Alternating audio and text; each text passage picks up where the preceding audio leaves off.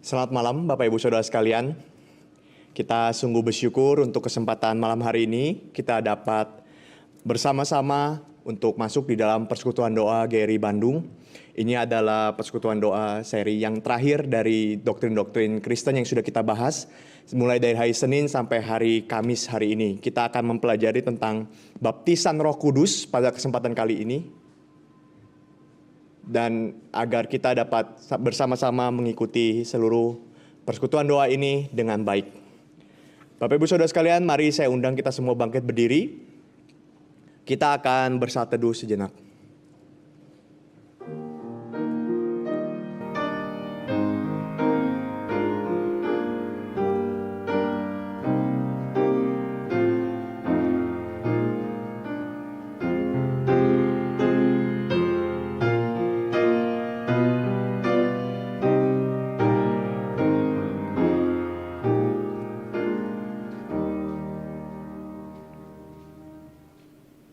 Amin. Saudara sekalian, Allah kita adalah Allah yang bertindak karena kasih-Nya kepada manusia. Kasih daripada Allah membuat kita ada, membuat kita dipilih, membuat kita diselamatkan oleh Tuhan, dan membuat kita menjadi anak-anak Tuhan. Maka sebagai anak-anak Tuhan, kita akan bersukacita, kita akan terkagum-kagum atas seluruh hal yang Tuhan sudah ciptakan dan Tuhan sudah kerjakan di bumi. Seperti yang Daud sampaikan di dalam Mazmur pasal yang ke-9, ayat yang kedua, saya akan membacakannya. Aku mau bersyukur kepada Tuhan dengan segenap hatiku. Aku mau menceritakan segala perbuatan-Mu yang ajaib. Allah kita adalah Allah yang memiliki perbuatan yang begitu ajaib. Mari kita memuji Tuhan. Kita akan menyanyikan lagu Yang Diperbuat Allahku. Bait yang pertama, keempat, dan keenam saja. Yang diperbuat Allahku.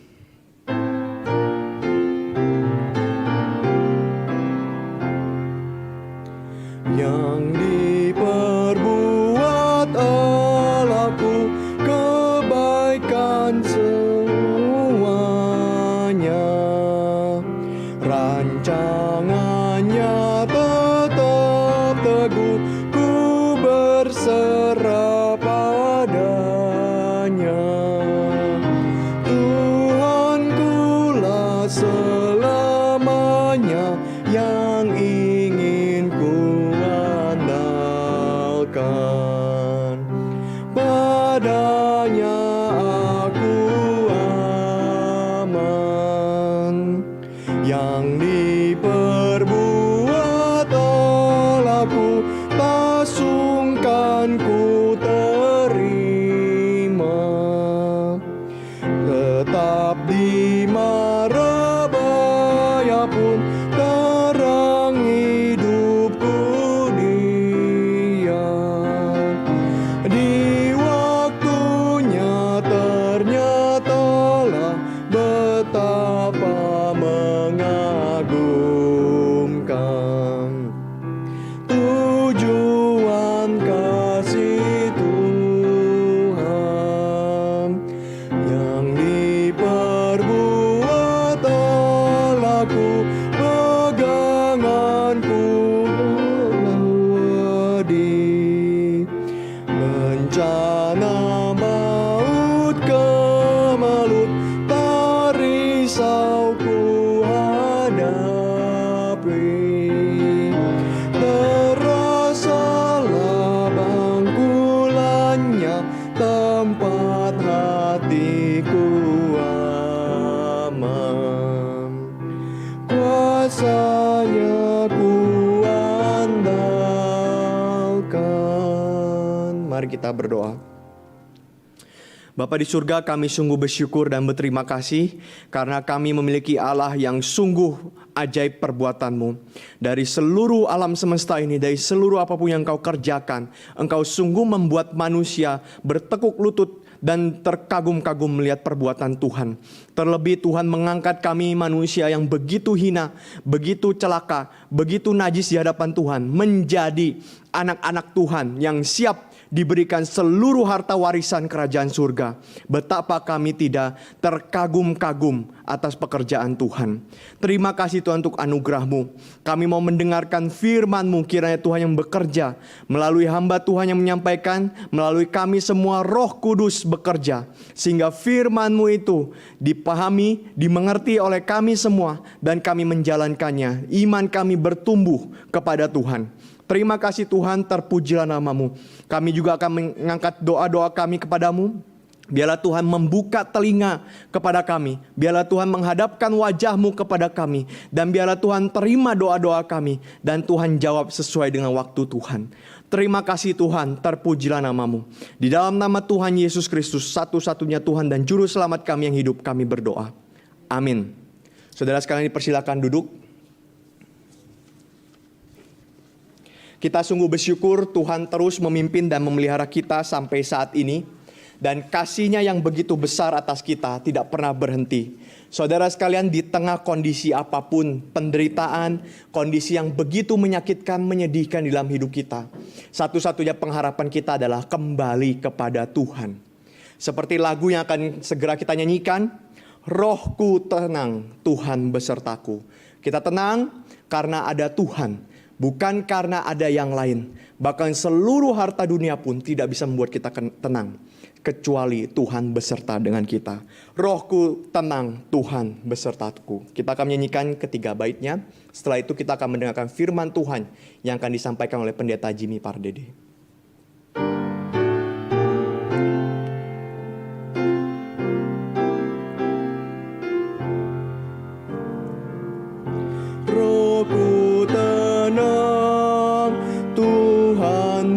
Sertaku,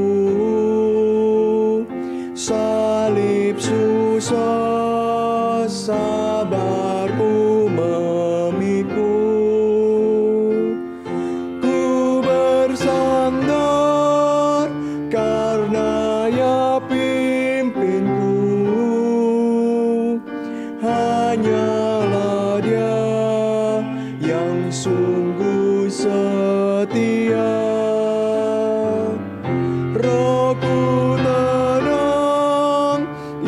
Sobatku yang baik, jalan berduri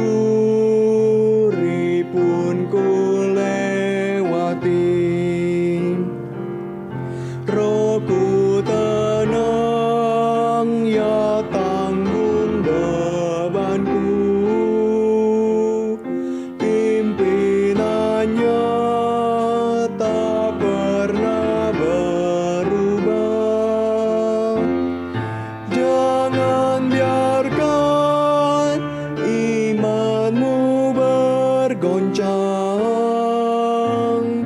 yang ku tak tahu kelak pasti terang. Rohku tenang, badai pun taat Dia. Ombak dahsyat sekejap tenanglah. Bait ketiga. Rohku tenang, waktu cepat lewat. Suatu saat ku kan bersamanya. Takut gentar, semuanya kan lenyap. Deritaku akan kulupakan. Rohku tenang, Ya hapus air mata. Tinggal serta Tuhan selamanya.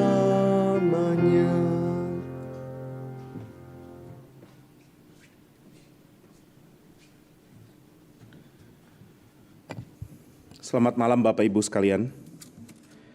Sebelum kita berdoa, kita akan renungkan dari satu tema yang sangat penting, yaitu dibaptis di dalam Roh. Satu teologi atau satu doktrin yang sangat indah bagi kita, yaitu kita ada di dalam Roh Kudus. Kita akan lihat dari 1 Korintus pasal 12. Saya bacakan ayat yang ke-12 dan 13. 1 Korintus 12 ayat 12 dan 13.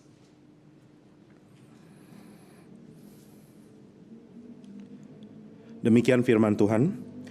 Karena sama seperti tubuh itu satu, dan anggota-anggotanya banyak, dan segala anggota itu sekalipun banyak merupakan satu tubuh, demikian pula Kristus.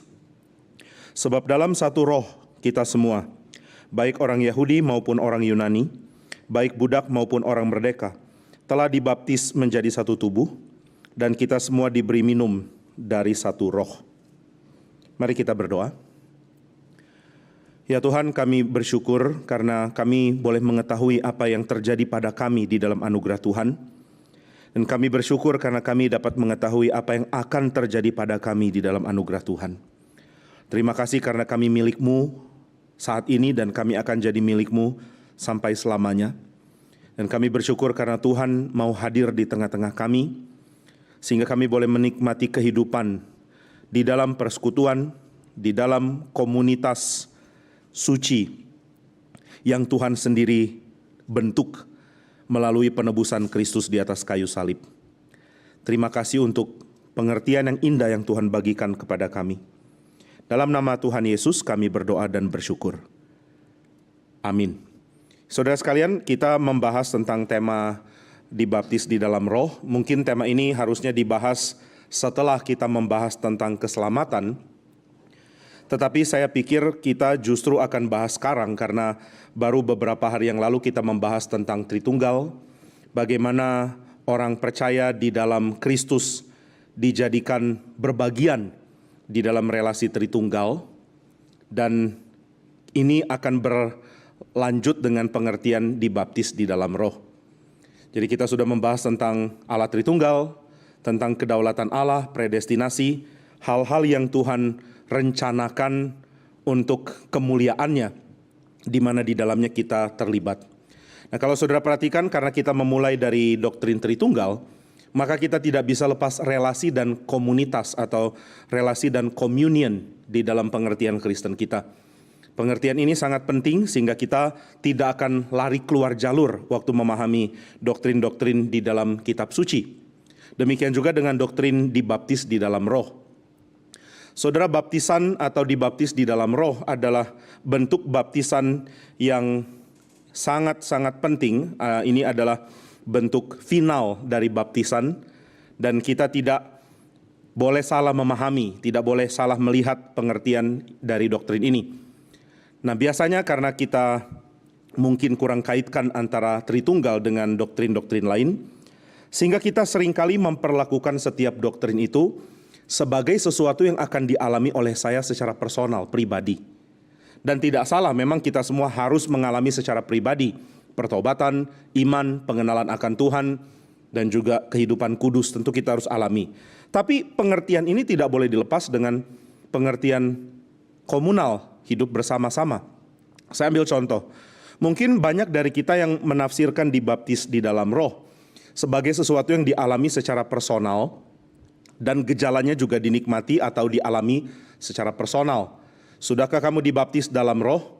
Sudahkah kamu terima Roh Kudus? Lalu orang mengatakan, sudah, karena saya sudah menikmati kehadiran roh di dalam diri saya. Apa yang terjadi padamu? Oh, saya jadi sangat penuh sukacita. Mendadak saya sadar saya adalah orang yang dikasihi Tuhan. Saya mempunyai kehidupan yang limpah dan sangat penuh dengan sukacita. Hidup saya tidak pernah sama lagi, dan terus dan lain sebagainya. Nah, tentu ini bukan hal yang salah. Tapi kalau kita lihat di dalam kitab suci, pengalaman personal itu tidak sebanding dibandingkan pengalaman komunal, pengalaman bersama. Baptisan di dalam roh adalah pengalaman bersama, bukan pengalaman individual. Itu yang lebih ditekankan oleh kitab suci. Nah, sekali lagi saya tidak mengatakan bahwa pengalaman personal itu tidak penting atau tidak usah ada, bukan.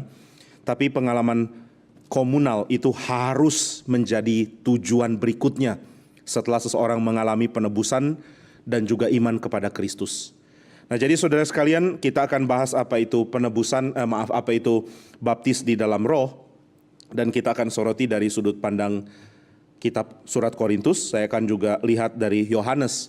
Saya tidak baca beberapa ayat dari Yohanes, tapi saya akan simpulkan berdasarkan apa yang Yesus ajarkan di dalam Yohanes pasal yang ke-14 dan 16. Nah, saudara sekalian, baptis adalah sesuatu yang umum. Saudara dan saya bisa melihat itu di dalam kitab suci. Yohanes Pembaptis melakukan baptisan, dan tidak ada orang yang bingung dan bertanya, apa yang kamu lakukan?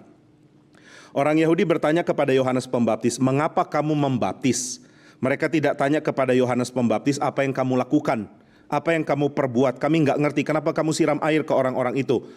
Nah, bukan itu yang ditanyakan. Yang ditanyakan adalah, mengapa engkau membaptis? Jadi, baptisan adalah praktek yang umum yang dijalankan oleh orang-orang pada zaman Perjanjian Baru. Dan baptisan itu meskipun tidak diberitahukan mode baptisannya apa, tapi maknanya itu jelas. Maknanya adalah baptisan itu memberikan pembersihan. Saudara dibersihkan dengan simbol air tentunya. Air tidak benar-benar membersihkan saudara dari dosa, nggak mungkin. Tapi itu jadi simbol bahwa saudara adalah umat yang sejati. Umat sejati ini penting untuk dipahami karena umat sejati inilah yang nanti akan menikmati kerajaan Allah setelah Israel kembali dari pembuangan. Jadi kisah ini harus kita ketahui. Israel dibuang ke Babel dan mereka akan kembali dari pembuangan. Dan setelah kembali Tuhan tidak janjikan semua akan pulih. Di dalam kitab Yesaya misalnya Tuhan mengatakan bahwa hanya sisa yang akan diselamatkan. Meskipun keturunan Israel banyak seperti pasir di tepi laut, tetapi hanya sisanya yang diselamatkan. Itu kalimat menakutkan sekali. Sehingga orang Israel yang kembali dari pembuangan mengklaim dirinya sebagai kaum sisa itu. Kamilah kelompok sisa itu. Sehingga mereka mempraktekkan ritual tambahan selain ritual yang umum ada untuk menjadikan seseorang Israel. Bagaimana seseorang diakui sebagai orang Israel? Sunat, itu tanda perjanjian. Saudara bukan Israel, tapi mau menyembah Yahweh, Allah Abraham, Ishak dan Yakub. Ya saudara boleh menjadi Israel, menjadi bangsa lain yang bertobat, lalu dijadikan Israel berdasarkan iman, bukan berdasarkan keturunan fisik. Maka saudara harus disunat, dan saudara harus mulai saat saudara disunat, menjalankan setiap perintah yang juga dijalankan oleh orang-orang Israel yang lain. Dengan demikian saudara menjadi bagian dari Israel. Tapi setelah mereka kembali dari pembuangan, ada ritual tambahan yang disebut baptisan, di mana modenya itu mirip dengan penyucian imam. Jadi saudara bisa bayangkan ya, ada metode atau mode pembasuhan yang harusnya diberikan kepada imam, sekarang diberikan kepada orang bukan imam. Tujuannya apa ya? Tujuannya adalah untuk menunjukkan bahwa saya ini Israel sejati. Jadi pengertian siapa Israel sejati, siapa bukan itu sangat banyak diperdebatkan setelah Israel kembali dari pembuangan. Ya karena apa yang saya katakan, tidak semua akan masuk ke dalam kerajaan Allah, tidak semua akan menikmati kerajaan Tuhan. Meskipun Israel banyak, hanya kaum sisa yang akan selamat. Siapa kaum sisa? Salah satu tanda adalah dibaptis ke dalam sebuah golongan yang lebih kecil ketimbang Israel. Jadi ada golongan lebih kecil lagi. Golongan Qumran mempraktekkan ini. Mereka membaptis dan menjadikan orang kelompok Qumran, yaitu kelompok yang menyendiri, kemudian menyalin kitab suci, hidup dengan suci, tidak mau ikut-ikutan dengan kekacauan dunia ini. Atau kelompok-kelompok lain, Farisi misalnya. Farisi juga melakukan baptisan. Mereka memperoleh murid dan melakukan metode ini untuk menunjukkan kamilah kelompok sisa ini. Nah, jadi baptisan umumnya adalah pernyataan yang mirip imam, agak mirip imam, dan diperlakukan kepada yang bukan imam, pakai air, dengan tujuan menunjukkan akulah Israel yang sejati. Nah saudara, praktek ini yang dirubah oleh kekristenan. Kekristenan mengambil praktek yang umum, tapi memberikan makna kristologis ke dalamnya. Ini satu cara yang indah untuk menafsirkan praktek-praktek di dalam Perjanjian Baru. Yaitu banyak hal yang dilakukan oleh orang Perjanjian Lama atau oleh orang Israel di sekeliling orang Kristen pada waktu abad pertama. Tetapi orang Kristen melakukannya dengan kristologi sebagai fokus, dengan Kristus sebagai fokus. Nah maka demikian juga dengan baptisan. Baptisan itu tidak menjadikan orang menjadi kelompok Farisi atau kelompok Qumran. Tapi baptisan itu menjadikan seseorang berbagian di dalam Kristus. Baptisan apa yang bisa bikin orang berbagian di dalam Kristus? Di dalam Injil Yohanes, Yesus mengatakan baptisan roh. Baptisan roh. Bukan cuma Injil Yohanes, dari Matius pun sudah dinyatakan oleh Yohanes Pembaptis. Aku membaptis dengan air, tapi ia yang lebih berkuasa daripadaku akan datang kemudian. Membuka tali kasutnya pun aku tidak layak. Ia akan membaptis kamu dengan Roh Kudus dan dengan api. Roh Kudus dijadikan media pembaptis. Jadi Yesus akan membaptis pakai Roh Kudus. Nah maka tentu kita mesti cari tahu dulu apa yang dikerjakan Roh Kudus ketika dia turun lalu seperti membaptis seseorang. Dia turun lalu ada pada seseorang, itu dalam rangka apa ya?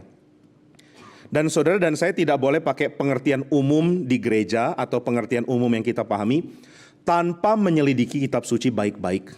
Sangat penting untuk kita selidiki kitab suci dan menemukan bahwa pengertian yang dibagikan itu konsisten dengan kisah kitab suci. Saya ingatkan ya, pengertian yang diajarkan dalam gereja saudara harus konsisten dengan kisah kitab suci, bukan dengan 1 atau 2 ayat.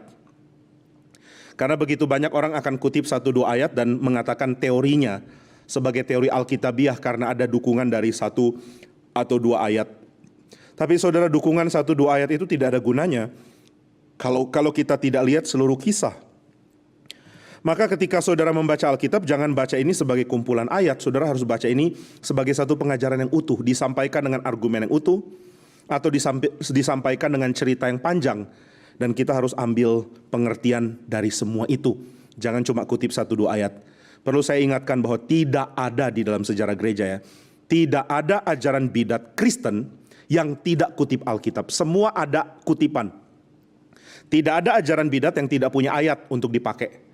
Maka kalau saudara bilang, pendetaku pasti benar kok, dia kutip ayat. Kutip ayat itu nothing. Benar-benar nggak akan membuktikan apapun. Karena orang-orang bidat semua lakukan itu. Kalau saudara tidak percaya, coba cari, search di Google, ketik aja Kristen sesat atau apapun lah, saya nggak tahu. Saudara cari atau apapun, saudara baca di buku atau bagaimana. Saudara coba cek, adakah bidat Kristen yang tidak pakai 1 ayat pun untuk membuktikan ajarannya? Nggak ada. Semua kutip ayat. Jadi ya, mengutip ayat tidak menunjukkan bahwa ajaran itu benar, karena semua melakukan itu. Dan untuk menambah pengertian makin kuat, saya perlu ingatkan, iblis pun kutip ayat. Waktu iblis menggoda Tuhan Yesus, bukankah dia mengutip Mazmur, bukankah dia mengutip ayat-ayat mesianik? Iblis itu pinter loh. Dia tahu mana ayat mesianik, mana tidak. Dan dia menggoda Yesus dengan mengutip ayat mesianik. Dan saudara, Yesus membalas dengan mengutip ayat untuk manusia. Ini unik.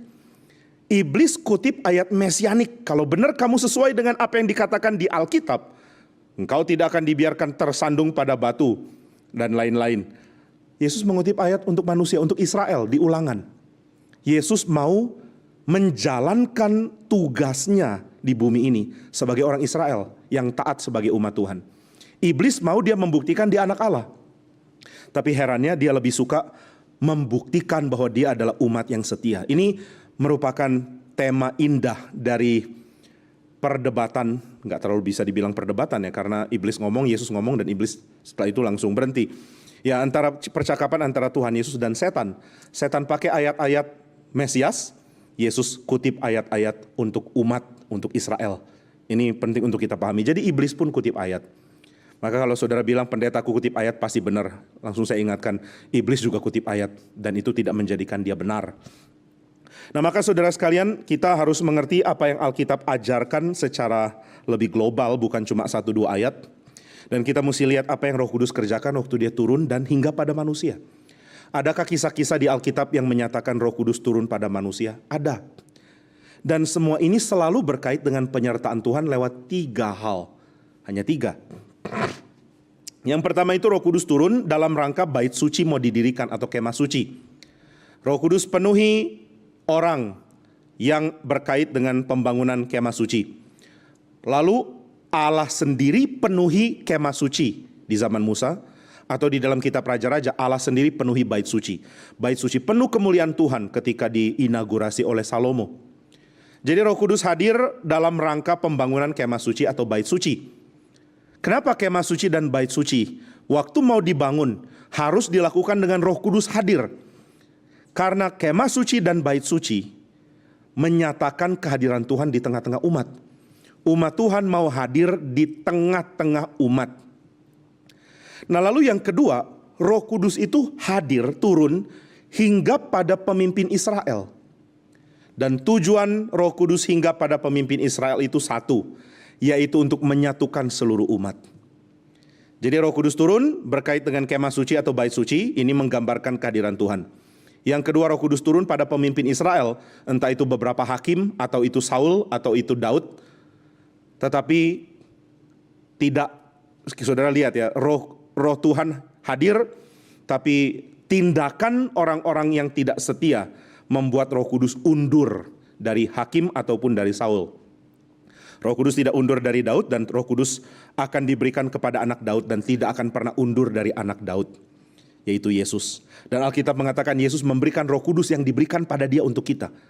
Jadi Roh Kudus yang saudara dan saya terima ketika percaya Yesus adalah Roh Kudus yang diberikan kepada Kristus sebenarnya sebagai pemimpin dari umat Tuhan. Nah, jadi para pemimpin ini harus menyatukan umat, tapi mereka gagal. Gideon dipenuhi roh, tapi dia gagal karena dia mementingkan dinastinya. Yefta dipenuhi roh, tapi akhirnya dia gagal karena dia terpancing emosinya dan menjalankan perang saudara.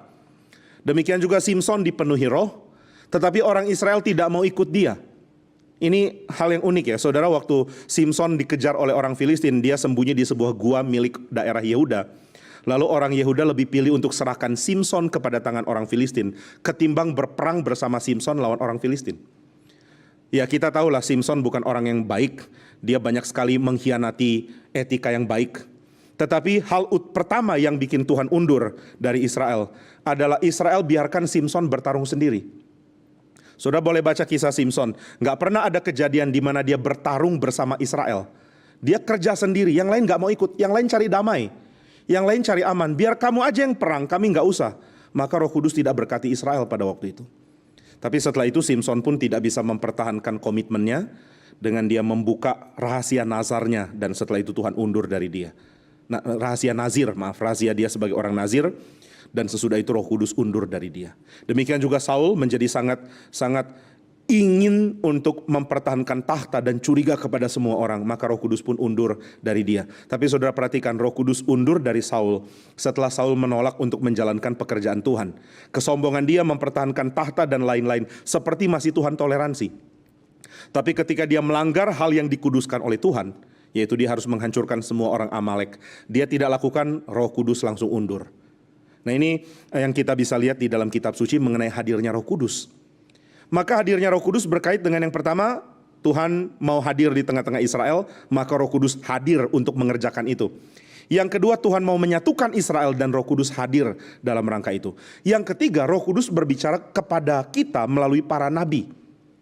Roh Kudus berbicara melalui nabi-nabi. Nabi-nabi diurapi oleh Tuhan untuk menyatakan firman.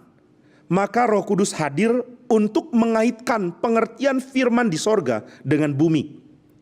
Apa yang Tuhan mau nyatakan di sorga, itu dibuat real di bumi oleh pekerjaan Roh Kudus.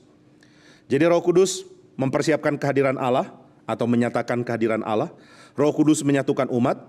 Kemudian Roh Kudus menyatakan pekerjaan Tuhan di sorga untuk dinikmati di bumi. Firman Tuhan di sorga dibawa ke bumi. Roh Kudus membawa firman dari sorga ke bumi. Ini satu doktrin yang indah dari Alkitab yang disadari oleh John Calvin. John Calvin mengatakan yang Roh Kudus kerjakan itu adalah membawa yang di sorga untuk menyatu dengan yang di bumi. Perkataan dibawa menjadi sesuatu yang sangat membumi, buku. Lalu pribadi kedua dari Tritunggal dibawa menjadi menjadi seseorang, menjadi manusia yang sangat membumi, yaitu Yesus. Pribadi kedua dari Tritunggal jadi manusia. Dan Alkitab mengatakan Roh Kudus penuhi dia. Lalu Roh Kudus juga menaungi Maria, dan Yesus pun lahir menjadi manusia. Jadi Roh Kudus yang bawa sang firman di sorga menjadi berdaging. Ini pengertian yang ada di Alkitab, disadari oleh John Calvin, dan juga saudara mungkin sering dengar Pak Tong juga seringkali mengajarkan hal ini. Nah, jadi saudara sekalian, Roh Kudus adalah yang membawa firman atau membawa hal yang sorgawi untuk dinikmati di bumi. Nah, tiga hal ini itulah yang digenapi oleh Kristus ketika di dalam perkataan-perkataan terakhirnya kepada murid, Yesus menjanjikan Roh Kudus. Saudara, sebenarnya dari tiga hal tadi, kehadiran Tuhan di bumi, kemudian kesatuan umat, lalu pernyataan firman, tiga-tiganya ada pada Kristus yang berinkarnasi. Ini tema besar di dalam Injil Yohanes. Yesus adalah yang berkemah di tengah-tengah kita. Ini tema kemah suci. Yesus adalah yang menggenapi pekerjaan membangun bait suci. Bahkan di dalam Yohanes 2 ini sangat awal. Kitab-kitab lain memilih untuk mengisahkan ini bagian belakang. Yesus menyucikan bait suci. Tapi Yohanes pilih ini untuk ditaruh di depan. Nah, kronologi yang mana yang benar itu nggak penting ya. Saudara lihat Matius, Markus, Lukas, Yohanes. Saudara ikuti pesan mereka. Bukan susun kronologi. Lalu kemudian pikir yang mana yang lebih kronologis. Karena catatan-catatan seperti itu, seperti Injil, Sinoptik ataupun Yohanes, tidak terlalu tertarik untuk membeberkan kronologi. Mereka lebih tertarik untuk membeberkan urutan untuk menyampaikan pesan teologi kepada kita tentang siapa Kristus. Nah, maka ketika Injil-Injil lain menempatkan Yesus menyucikan bait suci di agak belakang, Yohanes malah sangat awal. Langsung perkenalkan tema bahwa Yesus adalah penggenapan bait suci. Dialah Allah hadir di tengah-tengah kita. Ini hal pertama. Lalu hal kedua, Kristus juga menggenapi pekerjaan menyatukan umat. Yohanes yang menyatakan ini juga, dikatakan bahwa Yesus bukan cuma akan mengumpulkan domba-domba di kandang ini, Israel. Ada lagi padaku domba-domba di kandang lain. Ini pun akan aku kumpulkan, yaitu orang-orang dari bangsa-bangsa lain. Yesus sang gembala yang akan menyatukan umat Tuhan yang tercerai-berai. Ini juga tema dari Injil Yohanes. Maka Yesus adalah yang menggenapi pekerjaan Roh Kudus di Perjanjian Lama mengenai kesatuan umat. Simson tidak berhasil lakukan karena Israel menolak dia. Yefta gagal lakukan karena dia memancing perang saudara. Gideon gagal lakukan karena dia mementingkan dinasti sendiri. Saul gagal lakukan karena dia tidak setia terhadap hal-hal yang Tuhan kuduskan untuk ditumpas. Orang-orang di Perjanjian Lama gagal, tapi Yesus menjalankannya dengan berhasil. Dialah penyatu umat yang sejati. Lalu yang ketiga, Yohanes menjelaskan ini dari awal, dialah firman. Firman itu menjadi manusia dan berdiam di tengah-tengah kita, berkemah di tengah-tengah kita. Dialah yang membawa Tuhan yang ada di sorga untuk dikenal di bumi. Dia berkata dengan jelas sekali kepada muridnya, Filipus, kamu sudah lihat Bapa ketika engkau melihat aku. Ini bukan sabelianisme ya, Bapak pribadi pertama dan kedua jadi dikacaukan, tidak. Tapi yang Yesus nyatakan adalah bahwa dia bertugas untuk membawa pengenalan akan Allah melalui hidupnya. Jadi saudara sekalian, kehadiran Sang Firman yang di sorga, ke bumi, itu yang dilakukan oleh Kristus.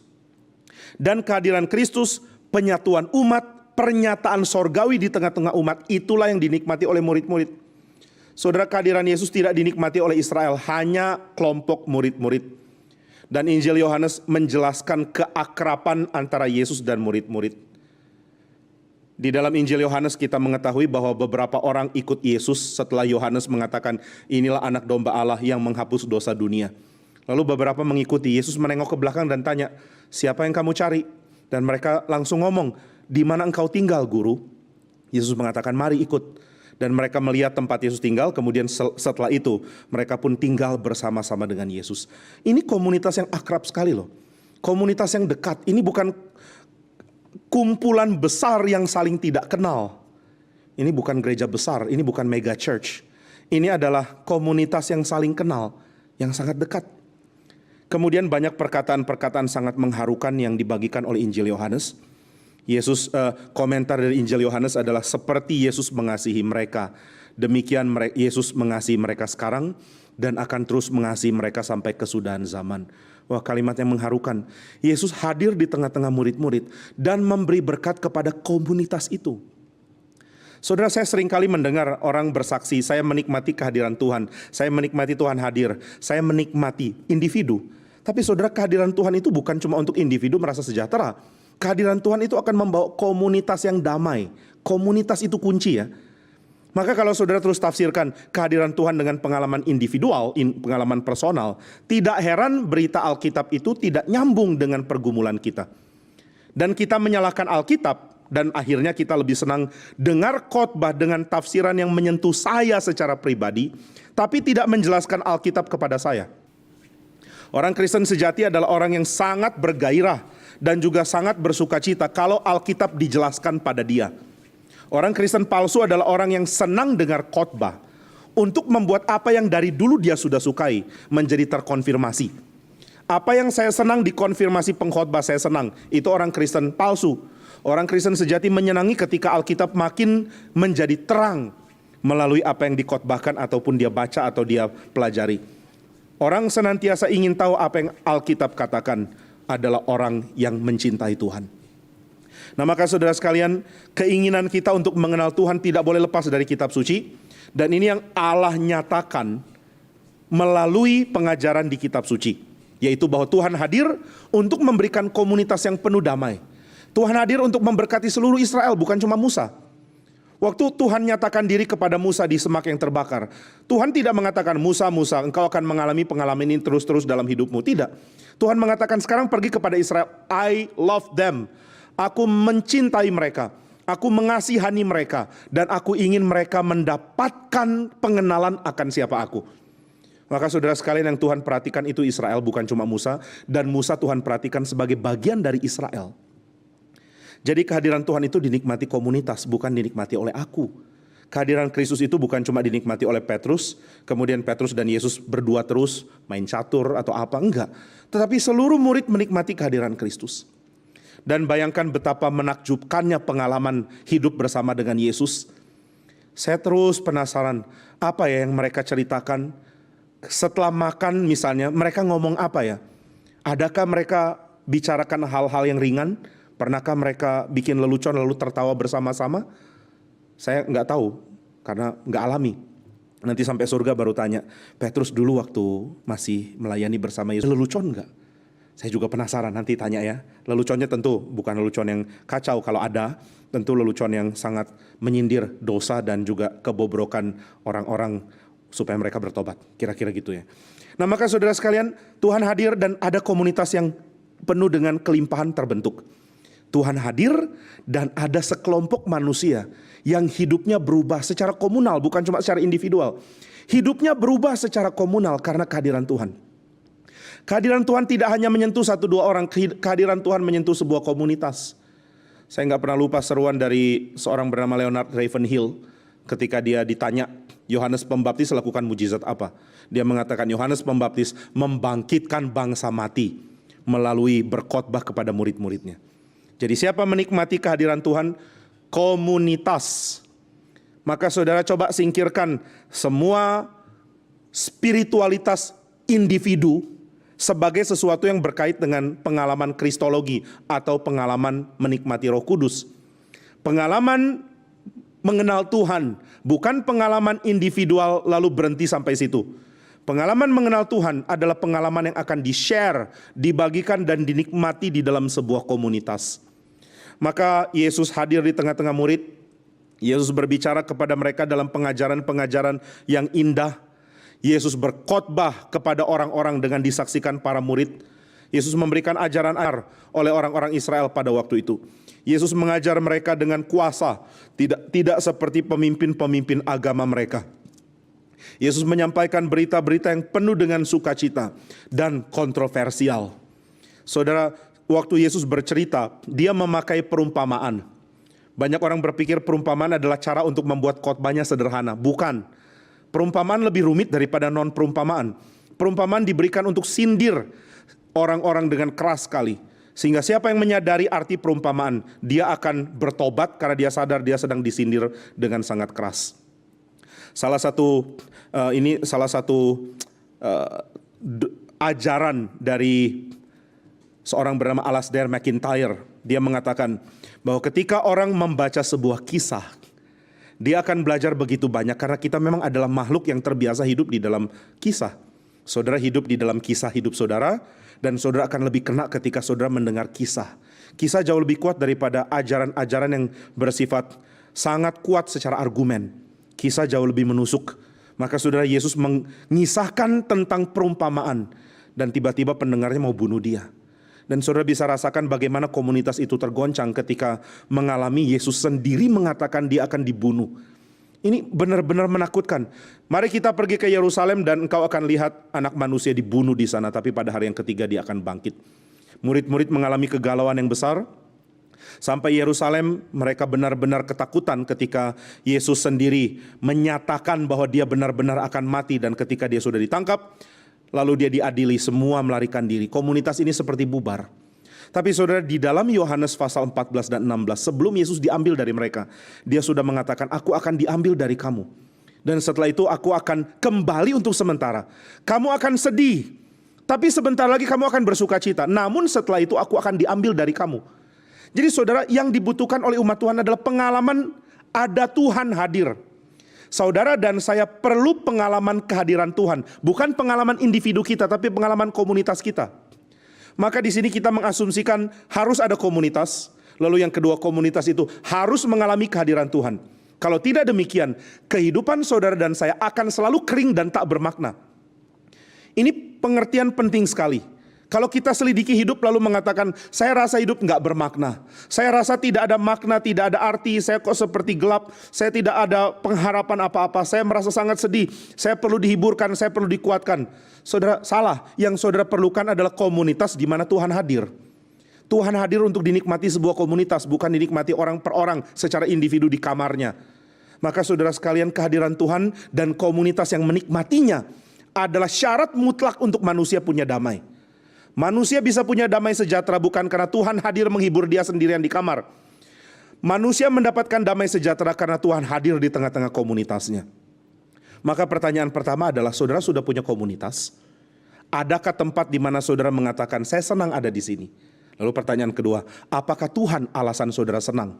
Apakah kehadiran Tuhan di komunitas itu yang membuat saudara merasa saudara penuh sukacita? Saudara, di komunitas mana saudara paling senang? Saya yakin cuma sedikit mungkin, saya harap keyakinan saya salah. Saya lebih suka salah. Saya yakin banyak orang yang menjawab komunitas yang banyak teman-teman atau teman kantor atau teman lama, alumni kuliah atau alumni SMA atau apapun. Tapi saya nggak tahu berapa banyak orang akan jawab gereja. Komunitas mana yang kamu paling suka? Gereja. Kenapa gereja? Biasanya pun jawabannya adalah karena temannya asik-asik. Atau di sini saya ketemu pebisnis yang bisa menolong karir saya.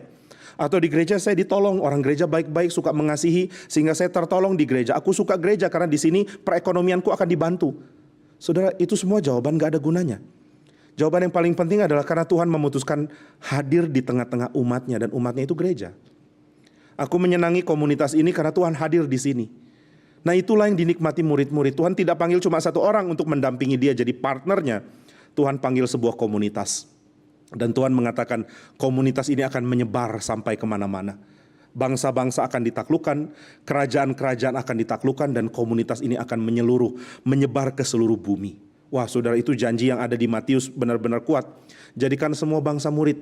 Maka saudara sekalian, komunitas di mana Tuhan hadir dinikmati oleh para murid dengan kehadiran Kristus. Kehadiran Kristus membuat segala yang mereka perlukan dicukupkan. Dan saudara perlu ingat, bahwa mereka bukan cuma dicukupkan dengan hal rohani. Mereka dapat mengandalkan Yesus untuk segala hal, bahkan untuk makanan sehari-hari. Yesus memperhatikan semua hal yang mereka perlukan berdasarkan kecukupan yang memang dianugerahkan Tuhan kepada mereka. Jadi kehadiran Yesus adalah segalanya bagi para murid. Dengan demikian hilangnya Yesus juga akan menghancurkan komunitas ini. Tidak ada lagi Yesus membuat mereka tidak punya arah. Ini kelompok yang paling kasihan sekarang. Ini kelompok yang gembalanya sudah dibunuh dan domba tercerai-berai, tinggal tunggu diterkam serigala. Mereka menjadi kelompok yang sangat kasihan sampai pada akhirnya bertemu Yesus yang bangkit. Yesus hadir untuk menguatkan mereka. Dan mereka mengalami 40 hari bisa berjumpa dengan Kristus sebelum Kristus naik ke surga. Maka saudara sekalian, pengalaman bersama dengan Kristus di dalam hari-hari setelah Yesus bangkit, ini menjadi pembalik pengalaman padang gurun. Pengalaman padang gurun yang sekarang dibalikan dengan kehadiran Yesus yang menyertai mereka meskipun tidak selalu terlihat dengan mata. Sampai akhirnya Yesus naik, Yesus suruh mereka tunggu di Yerusalem. Dan setelah itu Roh Kudus pun dicurahkan pada mereka. Inilah momen ketika Yesus membaptis gerejanya dengan kehadiran Roh Kudus. Apa yang dikerjakan Roh Kudus? Roh Kudus menggenapi 3 hal yang dia sudah kerjakan di perjanjian lama melalui menyatukan umat dengan Kristus. Maka sekarang pekerjaan Roh Kudus adalah menyatukan umat dengan Kristus. Roh Kudus dicurahkan supaya kita satu dengan Kristus. Sehingga pengalaman yang dialami murid adalah pengalaman yang kita boleh harapkan nanti melalui kepastian kehadiran Roh Kudus. Nah maka saudara sekalian, baptisan oleh Roh, baptisan di dalam Roh membuat kita senantiasa satu dengan Kristus. dan segala hal yang dikerjakan oleh Roh Kudus di dalam gereja Tuhan, tujuannya cuma satu, membuat kita bisa sedikit mencicipi nikmatnya kehadiran Kristus di tengah-tengah komunitas ini. Tidak ada hiburan bagi gereja Tuhan selain Kristus. Sama seperti tidak ada hiburan bagi pengantin perempuan selain sang pengantin laki-laki. Saudara, dua orang yang sedang jatuh cinta mau menikah, cuma bisa pikir pasangannya. Kapan hari bahagia bisa menikah? Apakah dia akan menyenangi diriku? Akankah hidupku memberikan kesenangan kepada dia? Akankah aku sanggup untuk menjalani hidup dengan mendampingi dia seumur hidup? Akankah dia makin dekat dengan Tuhan ketika aku hadir di tengah-tengah hidupnya mendampingi dia? Saudara, bayangan-bayangan ini, pikiran-pikiran ini ada pada orang-orang yang akan menikah. Ya, saya asumsikan ini pernikahan yang mereka inginkan karena cinta, bukan pernikahan yang dipaksakan. Lalu cuma menghitung hari sambil nangis, hari bebasku tinggal berapa hari lagi, setelah ini aku terkurung dengan Datuk Maringgi atau siapapun itulah. Tapi saudara sekalian, orang yang saling mencintai ingin menikah, dia sangat-sangat terfokus kepada yang dia kasihi. Tidak ada yang bisa hibur selain orang itu. Dan ketika seseorang sedang mencintai dengan sangat, hiburan paling besar adalah kehadiran orang itu, bukan yang lain. Saya yakin ini dialami oleh saudara sekalian yang sedang jatuh cinta. Kalau telepon saudara berdering lalu saudara lihat yang telepon bukan dia, saudara angkat, Jimmy Pardede. Mungkin ada perasaan kosong di dalam diri saudara. Tapi kalau yang angkat orang itu, saudara dengan semangat merasa matahari bersinar kembali, kemudian pelangi ada di latar belakang, kemudian ada tulisan Allah mengasihi anak-anak. Itu kayak sal kita lah. Nah, jadi saudara, keindahan yang besar karena orang yang dikasihi hadir. Demikian juga gereja. Gereja itu nothing, gereja itu nggak ada apa-apanya tanpa Kristus. Gereja merana tanpa Kristus. Dan saudara, mungkin kita mesti terbiasa mendevelop ini ya, sengsara karena kekurangan Kristus. Sesuatu yang tidak kita rasakan. Kita gampang sekali rasa sengsara kurang duit. Itu nomor satu dalam list kita. Kita selalu lihat tabungan kita dan ketika lihat berkurang kita mengatakan sengsara karena kurang uang. Kenapa kurang uang bikin sengsara? Karena uang adalah dewaku. Saudara, jangan bilang ke saya, Pak Jimmy munafik. Gereja juga perlu uang. Kalau gereja ada uang harus pakai untuk Tuhan. Tapi kalaupun gereja tidak punya uang, gereja tetap bisa jalan. GRI Bandung punya uang? Punya. Tapi kalaupun kita tidak punya uang, akan ada jalan untuk kita menjalankan pekerjaan kita, menjalankan kehidupan gerejawi kita. Uang bukan patokan. Tuhan karuniakan uang, kita tidak buang, kita jaga baik-baik. Tuhan tidak beri uang, tetap ada jalan untuk bisa melayani Tuhan. Ini harus saudara dan saya sama-sama percayai. Kalau saudara jemaat saya di GRI Bandung miliki pengertian yang sama, dengan demikian kita tidak mendewakan orang yang persembahannya besar. Kita tidak mendewakan orang yang sumbang uang banyak. Saudara sumbang uang banyak, puji Tuhan, ini tanda cinta saudara kepada Tuhan. Tapi saudara tidak akan mendapatkan penghargaan lebih daripada orang-orang lain yang memberi dengan keterbatasan karena memang keadaan uangnya sangat kurang. Maka saudara, kita tidak mau mendewakan orang karena punya uang, karena dewa kita bukan uang. Gereja yang mendewakan orang karena punya uang, itu gereja dekat dengan kuasa setan. Siapa pendeta kagum sama orang kaya, pendeta itu partnernya setan. Setan sudah dekat dengan dia. Dan saudara doakan pendeta GRI tidak satu pun yang senang dekat sama setan, sehingga mereka terlalu hormat orang kaya. Saya seumur hidup selama pelayanan jadi pendeta tidak pernah hormat orang karena dia kaya. Saudara, orang kaya, saya hina kekayaanmu, kecuali engkau cinta Tuhan. Saya mencintai orang cinta Tuhan. Saya tidak pernah tambah cinta sedikit pun hanya karena engkau sumbang gereja lebih banyak dari orang lain. Harap ini diperhatikan baik-baik. Uang boleh ada, uang boleh kurang. Jangan takut, uang bukan dewamu. Kristus tidak ada, takut. Saya tidak bisa hidup kalau bukan karena Kristus. Gereja kalau tidak ada Kristus, mati. Gereja kalau tidak ada Kristus, bubar. Kristus kalau tidak hadir dalam hidup saudara, mati. Saudara mati karena tidak ada Kristus. Bukan mati karena tidak ada uang. Bukan mati karena tidak ada sehat. Bahkan bukan mati karena tidak ada nafas. Lazarus tidak ada nafas, tapi dia punya Yesus. Yesus berseru, Lazarus keluar. Lazarus gak bisa protes, gak ada nafas kok. Dia mau bilang, saya gak mau keluar, gak bisa. Dia terpaksa punya nafas. Ya saya yakin dia gak merasa terpaksa. Dia hidup dan dia dibangkitkan oleh Tuhan Yesus. Dan saudara, ini merupakan gambaran yang indah. Siapa punya Kristus, dia punya hidup. Siapa tidak punya Kristus, dia mati. Siapa punya Kristus, dia hidup dalam terang. Siapa tidak punya Kristus, dia hidup dalam kegelapan. Sudahkah engkau dan saya mengerti hal ini?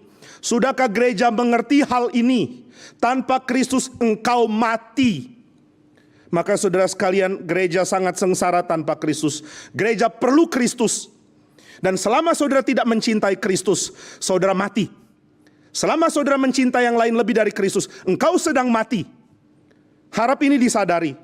Maka saudara, ratapan bagi gereja harus diberikan karena gereja kurang kasih kepada Kristus. Kurang menikmati kehadiran Kristus. Tidak merasa Kristus perlu. Coba pikirkan apa yang gereja perjuangkan selama ini. Oh, mau tarik orang-orang muda dengan tawarkan apa? Dengan tawarkan band, bukan Kristus. Tawarkan mujizat, bukan Kristus. Tawarkan Kristus, tapi pemberi mujizat. Maka saudara sekalian, gereja sebenarnya berada dalam keadaan krisis.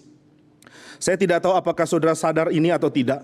Tapi khotbah saya sebelum atau sesudah sedang di tengah pandemi tetap sama kok. Menyatakan gereja sedang ada krisis. Saya tidak bilang, oh gereja ada krisis karena ada pandemi. Beberapa kali saya harus menangis di atas mimbar sebelum pandemi. Karena khotbah begitu terharu. Mengatakan gereja kalau tidak bertobat kembali kepada Kristus, gereja mati.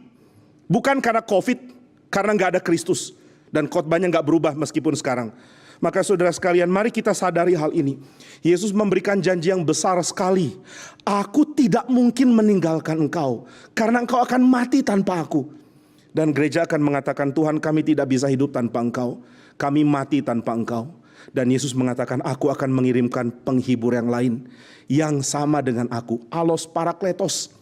Aku akan mengirimkan dia, yaitu roh penghibur. Dialah yang akan menggantikan kehadiranku di tengah-tengah kamu. Maka bagaimana? Gereja Tuhan mengalami kehadiran Kristus? Tetap mengalami. Bagaimana mengalami? Nah, ini pengertian dari Calvin yang sangat penting. Gereja mengalami bukan karena gereja menikmati kehadiran tubuh Kristus di tengah-tengah gereja. Melainkan karena sekarang komunitas ini, persekutuan ini adalah persekutuan lintas bumi. Persekutuan ini adalah persekutuan di bumi dan di surga. Saudara bisa lihat tema-tema tentang hal ini di dalam Perjanjian Lama dan Perjanjian Baru. Perjanjian Lama tidak pernah bahas tentang kehidupan setelah kematian. Misteri. Setelah orang mati selesai. Setelah orang mati tidak dibahas apapun. Hanya sedikit sekali bagian yang sedikit memberikan pembahasan tapi masih abu-abu tentang apa yang terjadi setelah orang mati. Tapi saudara, di dalam Perjanjian Baru kematian seringkali dibahasakan sebagai tidur. Paulus mengatakan, saya akan pindah kemah dari tempat ini ke tempat yang baru bersama dengan Tuhan di surga. Itu kalimat seolah-olah merendahkan kematian. Karena seolah-olah jalan dari bumi dengan kemuliaan Kristus di surga itu dekat sekali. Kedekatan antara bumi dan surga adalah kedekatan yang diperantarai oleh Roh Kudus. Maka saudara, Kristus mengantar kita di hadapan Bapa, dan Roh Kudus memastikan kita terus satu dengan Kristus. Umpama ini adalah bumi, kemudian ini adalah surga. Kristus bertahta di sini dan kita ada di bumi. Namun Roh Kudus menaungi kita dan menaungi Kristus. Sama seperti Roh Kudus penuhi Kristus, demikian Roh Kudus penuhi kita juga. Dan kita satu karena pekerjaan Roh Kudus. Maka kehadiran Roh Kudus yang membaptis kita ke dalam tubuh Kristus membuat komunitas Kristen tidak akan pernah kehilangan Kristus selama Roh Kudus hadir. Penuhi gereja Tuhan, penuhi orang-orang di dalam gereja itu dengan kesenangan akan firman. Penuhi gereja itu dengan kecintaan kepada Allah yang mengasihi orang-orang melalui Kristus yang sudah menebus mereka. Inilah pesan Kristen. Maka saudara sekalian, inilah keindahan dari berita baptisan di dalam roh. Apa yang indah di dalam tema ini? Yang indah adalah kita dan Kristus itu satu. Dan yang menyatukan bukan sesuatu yang sifatnya fana, bukan sesuatu yang ditemukan di bumi, tetapi adalah pribadi ketiga dari Allah Tritunggal. Jika yang menyatukan kita dengan Kristus adalah pribadi ketiga dari Tritunggal, maka tidak ada apapun yang dapat memisahkan kita dari Kristus. Tidak ada yang lebih kuat dari Allah. Maka saudara sekalian, kehadiran Roh Kudus memastikan saudara dan saya milik Kristus, bahkan satu dengan Dia sampai selama-lamanya. Harap ini yang membuat kita bersuka cita di dalam kehidupan bergereja kita. Bukan kehidupan sukacita bergereja karena ada khotbah yang bagus, ada banyak fasilitas, ada banyak ini itu, tapi karena kehadiran Roh Kudus benar-benar menyatakan Kristus hadir di tengah-tengah umat. Nah, maka saudara sekalian, baptisan di dalam roh itu harus dipahami berkait juga dengan pimpinan Roh Kudus kepada orang-orang Kristen, pengudusan yang dia kerjakan, kemudian semua pekerjaan yang membentuk orang sehingga dia makin menyerupai Kristus. Apa yang indah dari pekerjaan Roh Kudus? Pekerjaan Roh Kudus itu memberikan dua hal, yaitu status sekaligus realita. Status adalah kehadiran Roh Kudus. Realita adalah hasil dari pekerjaan Roh Kudus. Nah, saudara, kita bisa berikan status tapi kita tidak punya kuasa atas realita. Saudara, misalnya saudara adalah seorang rektor atau pemimpin sebuah universitas. Ketika saat wisuda, saudara akan memberikan tanda wisuda, tanda orang-orang yang kuliah sudah selesai. Entah itu dengan pindahkan tali, memberikan diplomanya, menjabat orang-orang ini dan menyatakan mereka sudah lulus. Saudara bisa mengkaruniakan, menganugerahkan orang dengan status sarjana atau status magister atau status doktor. Saudara bisa memberikan status itu, tapi saudara tidak berdaya terhadap realita orang itu mampu menjadi diploma seorang sarjana yang baik atau seorang master yang baik atau seorang doktor yang baik atau tidak.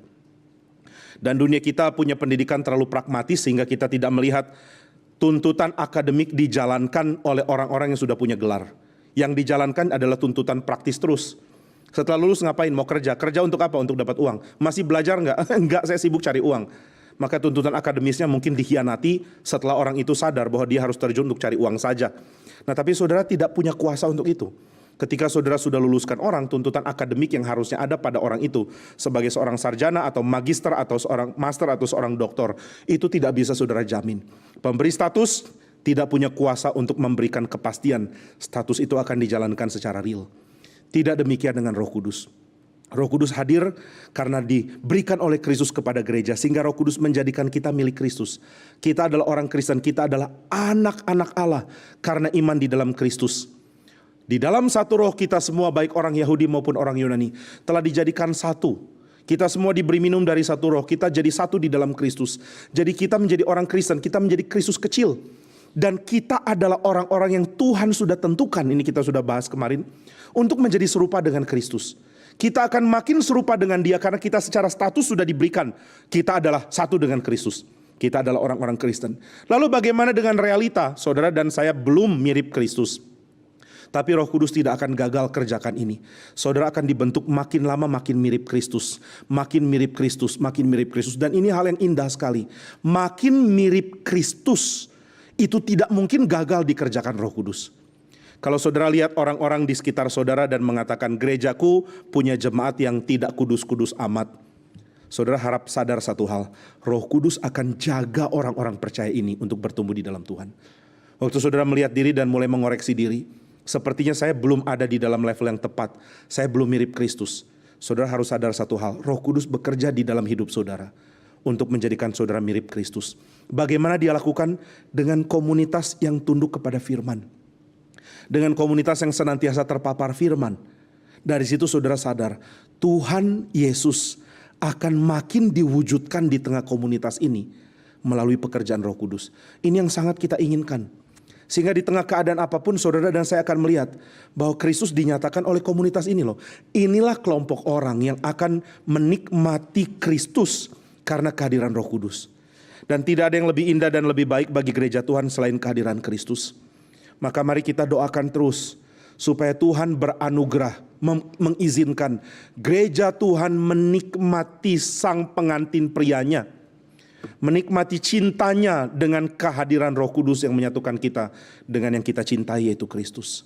Maka saudara, biarlah kita makin memuliakan Kristus, makin merenungkan apa yang Dia sudah lakukan, makin menikmati firman yang mengarahkan kita untuk mengenal Kristus, dan sadar satu hal, siapapun saudara, Tuhan mencintai engkau.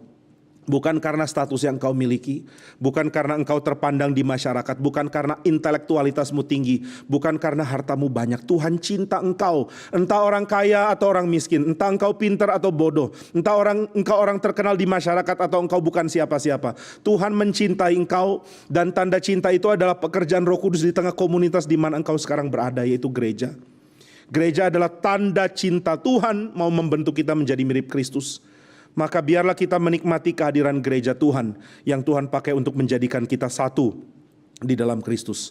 Kita tidak bisa menikmati persekutuan di dalam saat-saat pandemi ini. Kita tidak bisa menikmati hadir di tengah-tengah persekutuan orang-orang percaya, menikmati kehadiran satu sama lain. Tapi saudara dan saya harus berdoa supaya ketika kehadiran itu boleh terjadi lagi, kita sudah merubah cara pandang kita terhadap kehadiran beribadah bersama-sama. Kita merubah cara pandang kita terhadap persekutuan. Jika tadinya kita memiliki low view, pandangan rendah terhadap persekutuan dan gereja, mari kita sadar satu hal. Roh Kudus hadir memenuhi komunitas, bukan individu. Roh Kudus hadir memenuhi komunitas orang percaya, sehingga seluruh komunitas itu menikmati Kristus hadir di tengah-tengah mereka melalui pembentukan Roh Kudus kepada setiap pribadi yang ada di dalam komunitas itu. Doakan gereja saudara, supaya gereja saudara menjadi gereja yang menyenangkan Tuhan. Dan dari gereja yang disenangi Tuhan ini, saudara menikmati dibentuk menjadi makin mirip Kristus. Ini tidak ada rahasianya. Pendeta Billy pernah di dalam satu tanya jawab ditanya, gimana caranya supaya ibadahnya tidak suam-suam kuku, gimana caranya supaya ibadah di gereja Tuhan itu menjadi lebih hidup. Nah saudara, mungkin orang itu berharap Pak Billy akan kasih tips. Ya, cara untuk hidup gereja jadi lebih hidup itu ya nyanyi lebih cepat atau nyanyi pakai band atau apapun. Tapi jawaban Pak Billy adalah ya doa. Karena ibadah yang mati itu adalah tanda Tuhan mungkin gak berkenan. Kalau Tuhan hadir gak ada ibadah akan mati kok. Karena apa? Karena Tuhan hadir dan Tuhan yang panggil orang beribadah, Tuhan yang berinisiatif. Saudara tidak putuskan mau beribadah, Tuhan yang undang saudara. Dan undangan itu adalah undangan yang tidak boleh dianggap hina. Di dalam pembahasan tentang sabat saya sudah mengingatkan ini. Sabat adalah sabatnya Tuhan dan Tuhan undang kita bersabat. Hari Minggu kita beribadah adalah ibadahnya Tuhan. Tuhan undang kita berbagian menikmati Dia. Maka biarlah kita memandang gereja dengan pandangan yang lebih tinggi. Karena kepenuhan roh adalah sesuatu yang harus ditafsirkan secara doktrin gereja juga. Saudara harus memahami berdasarkan pengertian gereja. Gereja Tuhan adalah komunitas yang penuh dengan roh. Jika mereka mau taat kepada Tuhan, mau hidup dengan penuh cinta kasih, mau hidup menerima satu sama lain, mau tinggalkan kecintaan kepada yang lain dan belajar mencintai Tuhan dan sesama, mau belajar taat firman, mau belajar tahan hawa nafsu, tinggalkan dosa, mau belajar jujur, mau belajar hidup benar, mau belajar hidup saleh, mau belajar hidup setia kepada Tuhan, mau belajar mengosongkan diri, mau belajar rendah hati, mau belajar tundukkan diri kepada kebenaran, mau belajar jalankan apa yang benar dan bukan apa yang diinginkan, mau belajar taklukkan keinginan kepada kebenaran firman. Semua ini akan menunjukkan bahwa Roh Kudus hadir membawa kehadiran Kristus, menyatakan kesatuan kita dengan Kristus adalah hal yang real. Kiranya ini boleh terjadi di tengah-tengah gereja kita dan juga gereja saudara sekalian. Mari kita berdoa.